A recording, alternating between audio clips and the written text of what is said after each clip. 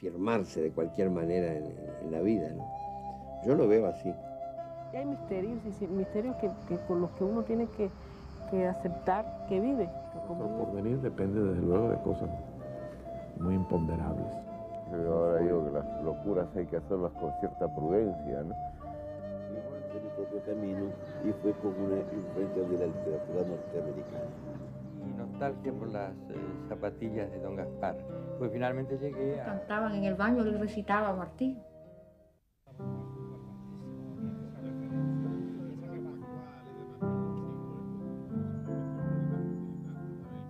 Alma mía, sola, siempre sola, sin que nadie comprenda tu sufrimiento, tu horrible padecer. En este pueblo, en esta aldea nació, porque el Espíritu sopla donde quiere.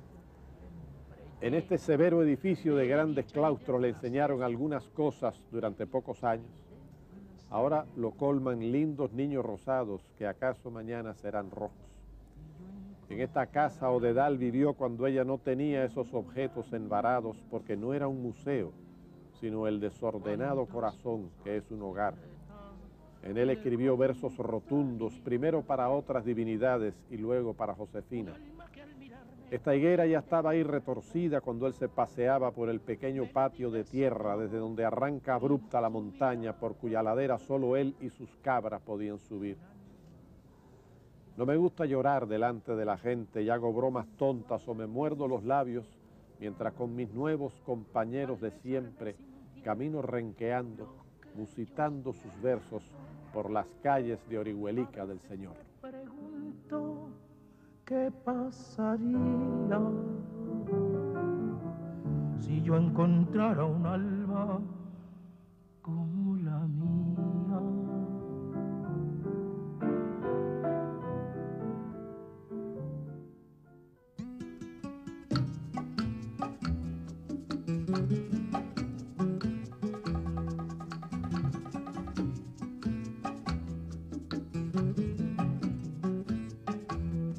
Yo canto porque el presente no es de pena ni es de llanto. Por eso es que cuando canto, canto lo que el pueblo siente. Soy del pueblo, pueblo soy, y a donde me lleve el pueblo voy.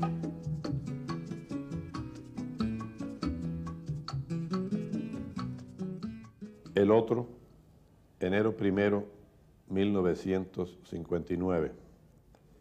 Nosotros, los sobrevivientes, ¿a quiénes debemos la sobrevida?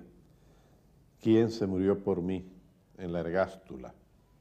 ¿Quién recibió la bala mía, la para mí, en su corazón? ¿Sobre qué muerto estoy yo vivo, sus huesos quedando en los míos, los ojos que le arrancaron, viendo por la mirada de mi cara, y la mano que no es su mano, que no es ya tampoco la mía, escribiendo palabras rotas donde él no está, en la sobrevida. Este poema se llama El Otro, enero 1, 1959, es decir, que la fecha forma parte del título y es la fecha en que se escribió. Fue una fecha inolvidable, ¿no? Creo yo, para la casi totalidad de los cubanos. Era un día lleno de júbilo, de gran emoción y también de tristeza, pensando en todos aquellos personas, todas aquellas mujeres y aquellos hombres que no podían ver esa fecha, que habían hecho lo posible porque la fecha fuera lo que fue, pero que no habían llegado vivos a ella. Yo estaba en lo que llamamos los cubanos y los canarios, una guagua, sería un ómnibus, visitando amigos, visitando a mis padres en la ocasión, y de repente, como me pasa con alguna frecuencia, sentí que llegaba un poema, ¿no? Y no tenía otra manera de retenerlo, busqué un papel cualquiera y empecé a borronear los versos de lo que resultó este poema. Después, mucho tiempo después, le regalé a la Biblioteca Nacional ese ese papel, con ese poema que yo pensé que era un poema totalmente íntimo, que no iba a tener ninguna repercusión, puesto que de lo que hablaba allí era de algo tremendamente íntimo. Y para mi gran sorpresa resultó el poema mío más difundido, me lo encontré traducido en incontables lenguas. Y aprendí algo, aprendí que los poemas que interesan a las demás personas son los poemas personales, son los poemas que arrancan del fondo de una vivencia del corazón.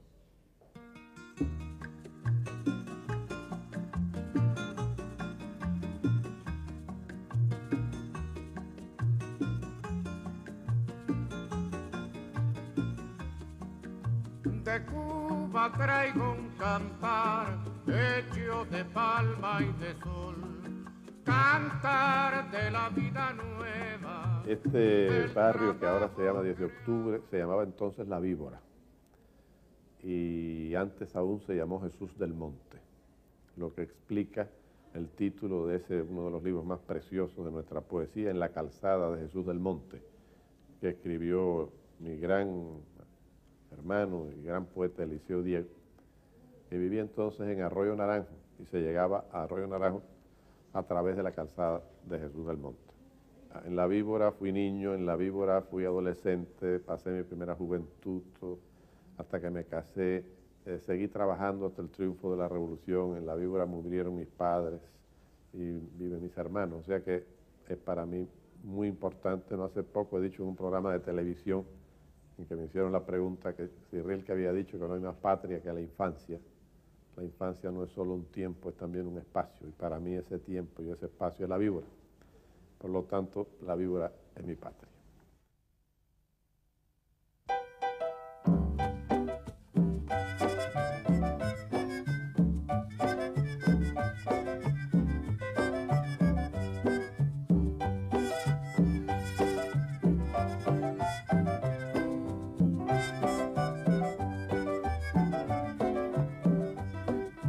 Cuando yo siento la rumba que en todo resumba su alegre sonar, con su tambora que llora, que canta, que azora, que invita a bailar, es que me siento por dentro extraño movimiento, quisiera saltar.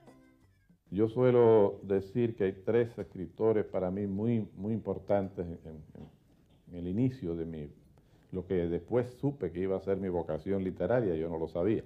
Yo no sabía ni siquiera que eso era literatura, me parecía que era la vida misma. Uno es José Martí, que es para mí una figura cardinal.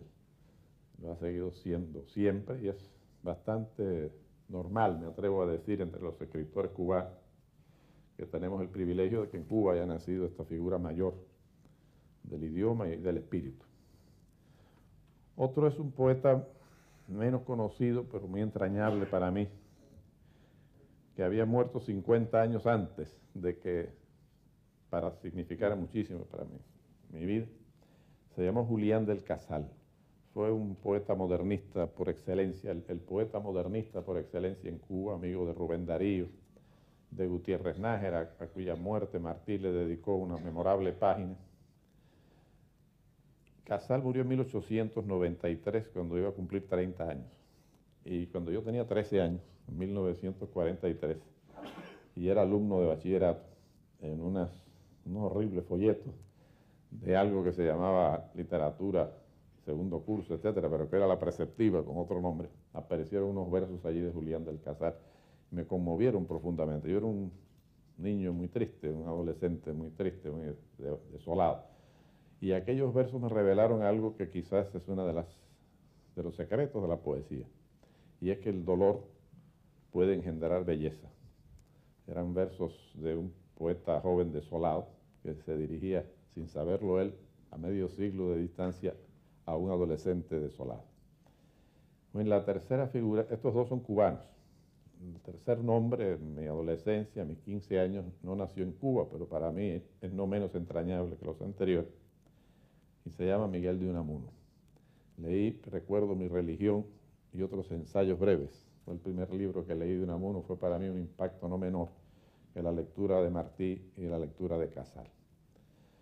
Y estas son figuras aún hoy en día para mí cardinales, ¿no? No hace mucho una revista norteamericana, muy buena, que se llama Critical Inquiry.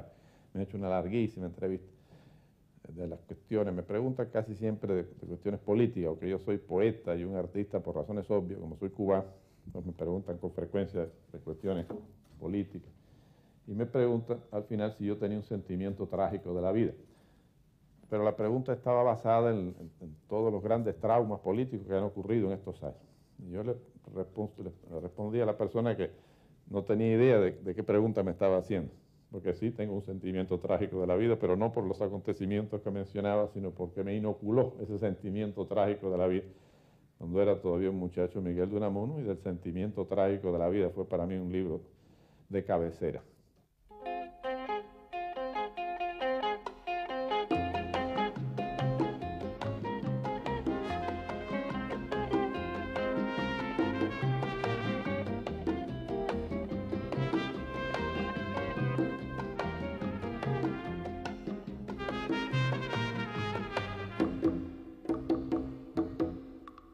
Para mí fue una extraordinaria experiencia mi vínculo con Orígenes.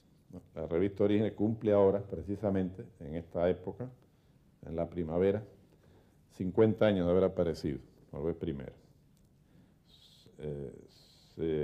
Al principio aparecía con el nombre de las estaciones, o sea que el primer número es la primavera de 1944. Bueno, yo no había cumplido entonces 14 años, así que en aquel momento Orígenes no existía todavía en mi vida. Pero muy pronto empezó a existir, o sea, a partir de mis 15 años que empecé a ocuparme con mayor seriedad de la poesía. Orígenes se me hizo una revista muy importante, mis 20 años aproximadamente empecé a colaborar en Orígenes hasta que terminó, por desgracia, la revista un lustro después. Fue una gran revista de literatura y especialmente de poesía, y en torno a ella se nuclearon figuras de varias generaciones, esencialmente las que tú has nombrado, ¿no? Es decir, Lezama, que fue la figura central, Eliseo Diego, que desgraciadamente acaba de fallecer, Cintio Vitieri, Fina García Marrús y Ángel Gastelo, que es un sacerdote muy querido, que felizmente viven todavía. Y Lezama murió en el año 76. Pero además de este núcleo, casi un grupo dentro de una generación, la revista de Orígenes publicó también a figuras de generaciones mayores, figuras de más edad. Por ejemplo, Alejo Carpentier, Dulce María Loinás, Emilio Vallagas, Eugenio Florit, Lino Novas Calvo, Enrique Labrador Ruiz, y a figuras más jóvenes, que entonces tendríamos 20 años. Bueno, yo creo que fue el primero de estos poetas que publicó allí, pero después publicaron Fayad Hamis, que fue un gran poeta, grandísimo poeta de mi generación, desgraciadamente desaparecido, Pablo Armando Fernández, Edmundo Desnoes, un escritor que fue quien me presentó a mí a Lezama, que vive en España y que hace mucho tiempo que no veo, por quien tengo mucho cariño, Mario Parajón. O sea que la revista nucleó escritores de varias generaciones. Era una revista de resistencia cultural, pudiéramos decir. Aquella Cuba era una Cuba horrible, Cuba era una neocolonia norteamericana, un país muy lleno. En aquel momento La Habana era la capital de la mafia, para poner un ejemplo, ¿no? Los que han visto algunas películas como El Padrino, la segunda parte del Padrino, o Havana, la película de Sidney Pollack, han visto incluso obras cinematográficas sobre lo que era aquella Habana, la capital de la mafia, una de las ciudades más corruptas de que yo tengo noticias, y he visto centenares de ciudades en mi vida. Lo cual hace que cuando nos digan, los enemigos políticos nos dicen que debemos regresar a nuestro pasado, yo inmediatamente pienso que preferiría tirarme al río de cabeza lleno de plomo hasta las narices que regresar a ese pasado. A ningún país se le puede proponer como futuro el pasado infernal que era el nuestro. Y en ese pasado infernal Orígenes era realmente un oasis de pureza, de dignidad, de belleza, de resistencia. Yo creo que fue uno de los puntos de resistencia fundamental del país. Hay que tener en cuenta que esa revista salía cada 3 meses y tiraba 300 ejemplares. Era realmente una revista minoritaria. Después se hizo, aquí en España, por cierto, una edición facsimilar muy bella de los 40 números que llegó a publicar Orígenes. Guantanamera, Guajira Guantanamera,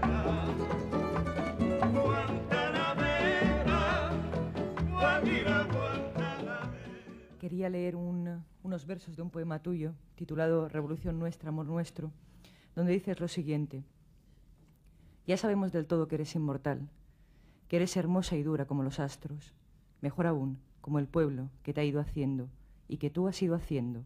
Revolución nuestra, amor nuestro. Hoy en día, y a pesar de los problemas que está sufriendo tu pueblo, sigue ratificando que la revolución es inmortal, hermosa y dura como los astros. Bueno, hay un libro sagrado para todos nosotros los hispánicos, que yo leo todos los años. Sobre todo leo cuando se encrespa la historia. Ahora lo leo mucho. Siempre se me llenan de lágrimas los ojos cuando llego al final de la segunda parte. Y Sancho invita a nuestro Señor de la Mancha a que sea cabrero.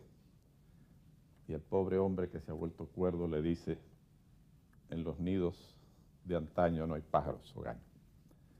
Ustedes recuerdan ese pasaje en que el caballero de la Blanca Luna derriba a Don Quijote y con la lanza en el cuello pretende que diga que Dulcinea no es la dama más hermosa, ¿no? Y todos sabemos lo que responde Don Quijote. ¿Y por qué yo voy a responder otra cosa distinta si mi señor de la Mancha es mi señor? Yo voy a recordar un soneto que escribió un poeta cubano que no era un buen poeta, pero que escribió este soneto muy entrañable para nosotros que se llama La más hermosa. Él se llamó Enrique Hernández Millares. Al principio de este siglo, en que un patriota cubano perdió una discusión parlamentaria y se le obligara a decir que Cuba era prácticamente una colonia yanqui, este poeta le escribió este poema La más hermosa, que dice así: que siga el caballero su camino, agravios desfaciendo con la lanza, todo noble tesón al cabo alcanza a fijar las justas leyes del destino. Cálate el roto yelmo de Mambrino y en tu rocín glorioso altivo avanza. Desoye al refranero Sancho Panza y en tu lanza confía y en tus sinos. No temas la esquivez de la fortuna. Si el caballero de la Blanca Luna medir sus armas con las tuyas osa y te derriba por contraria suerte, de Dulcinea en ansias de tu muerte, di que siempre será la más hermosa. Aprendimos a quererte desde la histórica altura donde el sol de tu bravura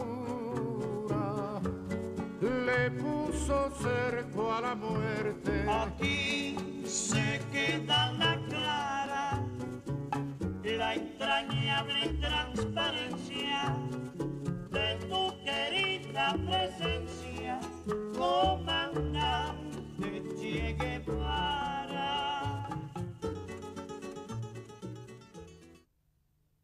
A finales de 1959, Raúl Roa, que era nuestro ministro de Relaciones Exteriores, me nombró consejero cultural en París. Y entre esa fecha, finales del 59 y principios del 60, porque a principios del 60 llegué a París, yo escribí este poema, Adiós a La Habana. Adiós a La Habana, que llevo tropezada como una casa desde el mar que la circunda y la exige, hasta los barrios y los primeros caseríos. Ciudad agrietada cada día por el sol y rehecha desde el anochecer para que la mañana la encuentre de nuevo intacta, con solo algunos papeles y muchos besos de más. Única ciudad que me es de veras, ni mejor ni peor, ni llena ni pobre, verdadera. En ella, aldea o paraíso, conocí el asombro, conocí el placer, conocí el amor, conocí la vergüenza, conocí la esperanza, conocí la amistad, conocí el hueco paciente y terrible de la muerte, conocí el esplendor cuando empezaron de nuevo un año y un pueblo. Lo otro es llenarse los bolsillos para la fiesta del regreso. Aún sin abandonarla ya se preparan las preguntas, no solo preguntas retóricas. Voy a cumplir 30 años fuera de La Habana. sino sobre todo preguntas como ¿qué haré sin la ventana abierta al cielo? ¿Qué haré sin la grieta de la pared de mi cuarto, sin los garabatos de la acera, sin los árboles de la cuadra, sin la llamada del teléfono, sin el coro de los choferes? La ciudad es también, me dirán, el alimento podrido de la traición y las bocas fruncidas que graznan con un taconeo rápido. Pero esas sombras desaparecen con un solo golpe inmenso y cristalino del mar, con una voz antigua como el tiempo que se desbarata contra los arrecifes y vuela sobre la ciudad, sobre el vedado carcomido, gris, echado bajo árboles, sobre el malecón veloz de los amantes, los ilusionados pescadores y los niños, sobre las viejas fortalezas, sobre los parques atestados de héroes de piedra, sobre los muelles últimos y tenaces. Allí, en su borde blanco, en su borde añil, está tendida a beber la ciudad. Saluda a Casablanca del amor y se incorpora en avenidas de árboles y carros, atraviesa el vicio silbador, se escurre entre callejas de maltratado prestigio llenas de banderas, hierros y agua sucia, especula, cuenta, vende, hace castillos equilibristas de frutas, hojea revistas, busca telas y perfumes, canta como una selva profunda, persigue en la noche la danza de la noche, y luego del obispo y de Neptuno, luego de la rampa y de la playa, se recoge hacia suaves tinieblas, vuelve a la víbora, regresa a Santo Suárez, al cerro, a Lluyanó, cierra los ojos, aguarda los pregones.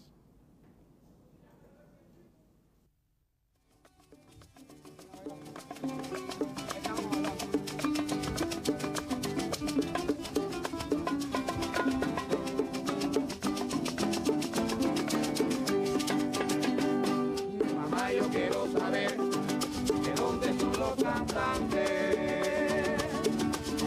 que los encuentro galantes y los quiero conocer, con sus trovas fascinantes que me la quiero hacer. Sería bueno merecer este epitafio. Puso a disposición de los hombres lo que tenía de inteligencia, poco o mucho, pues no es de eso de lo que se trata, y quedan por ahí algunos papeles y algunas ideas y algunos amigos, y quizás hasta algunos alumnos, aunque esto es más dudoso, que podrán dar fe de ello. Les entregó lo que tenía de coraje, poco o mucho, pues tampoco es de eso de lo que se trata. ¿No faltará algo o alguien que pueda verificarlo?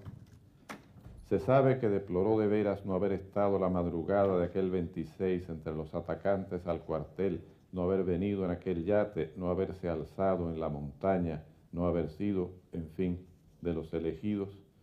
Pero, como se ve, espero que el epitafio pueda llevar esta oración sin forzar la realidad, hizo su parte, llegado el momento. Se sabe también que lamentó no haber escrito Nuestra América, Trilce, el 18 Brumario, para qué hablar del Capital, aunque tú, lector, recuerdas probablemente, sobre este adverbio no debe insistirse mucho, aquella página. Se equivocó más de una vez y quiso sinceramente hacerlo mejor. Acertó y vio que acertar tampoco era gran cosa. De todas maneras, llegado al final, declaró que volvería a empezar si lo dejaran.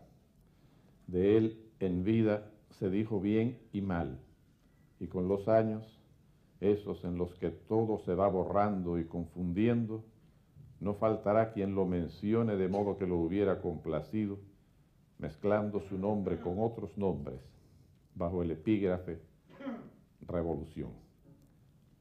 Se ruega a los obituaristas vocativos de siempre simplificar lo más posible estas sugerencias y, por favor, no precipitarse.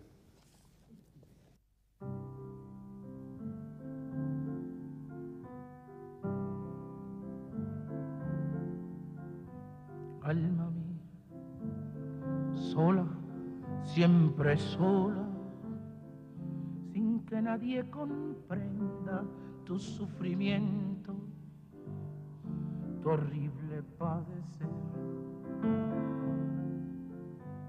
fingiendo una existencia siempre llena de dicha y de placer, de dicha y de placer. Y luego para Josefina. Esta higuera ya estaba ahí retorcida cuando él se paseaba por el pequeño patio de tierra desde donde arranca abrupta la montaña por cuya ladera solo él y sus cabras podían subir. No me gusta llorar delante de la gente y hago bromas tontas o me muerdo los labios mientras con mis nuevos compañeros de siempre camino renqueando, musitando sus versos por las calles de Orihuelica del Señor. Pregunto qué pasaría si yo encontrara un alma como la mía.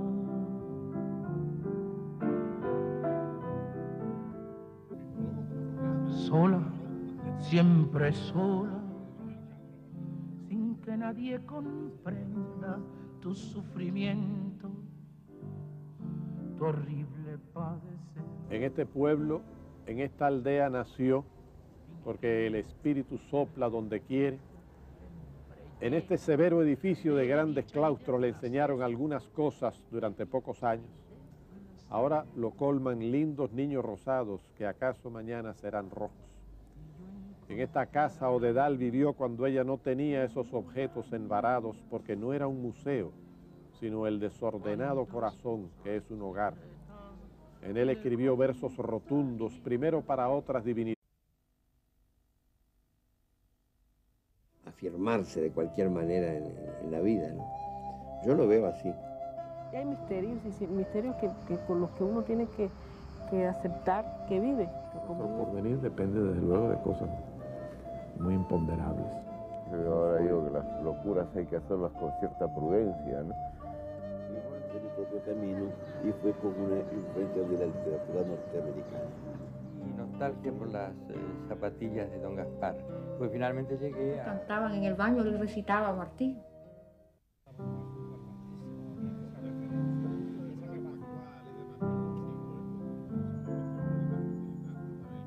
Alma mía.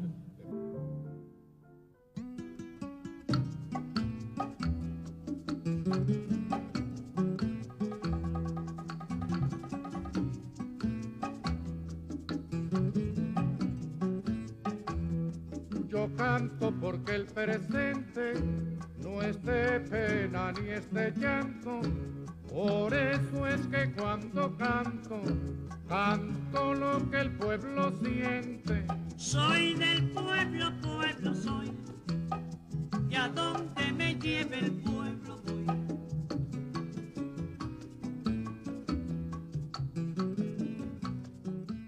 El otro, enero 1, 1959. Nosotros, los sobrevivientes, ¿a quiénes debemos la sobrevida? ¿Quién se murió por mí en la ergástula? ¿Quién recibió la bala mía, la para mí, en su corazón? ¿Sobre qué muerto estoy yo vivo, sus huesos quedando en los míos, los ojos que le arrancaron, viendo por la mirada de mi cara, y la mano que no es su mano, que no es ya tampoco la mía, escribiendo palabras rotas donde él no está, en la sobrevida. Este poema se llama